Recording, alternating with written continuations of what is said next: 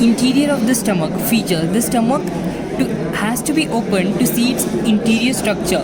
The mucosa of an empty stomach is thrown into folds termed as gastric rugae. The rugae are longitudinal along the lesser curvature and may be irregular elsewhere. The rugae are flattened in a distended stomach.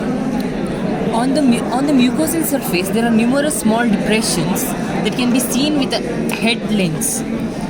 These are called gastric pits. Gastric pits open into these gastric glands open into these pits.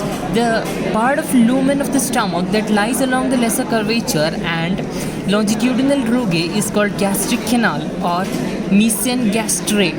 This canal allows the passage of solute liquids along the lesser curvature directly to the lower part before spreading to the other part of the stomach. Thus, the lesser curvature bears the maximum insult of the swallowed liquids, which make it vulnerable to peptic ulcer. So, be aware of your drinks.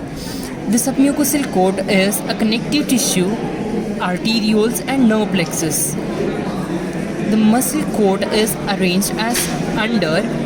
You have longitudinal fibers are most superficial, mainly along the curvatures. The inner circular fibers encircle the body and are thickened at pylorus to form the pyloric sphincter.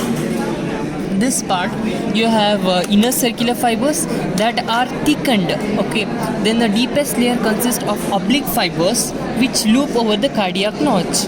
The deepest layers form oblique fibers which form a loop over cardiac notch. This is a cardiac notch where it is this is a cardiac notch.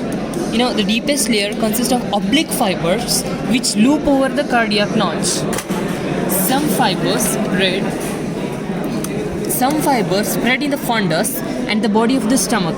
Rest from a well-developed ridge on each side of the lesser curvature. These fibers on contraction from a gastric canal for the passage of fluids. Serous coat consists of peritoneal coverings.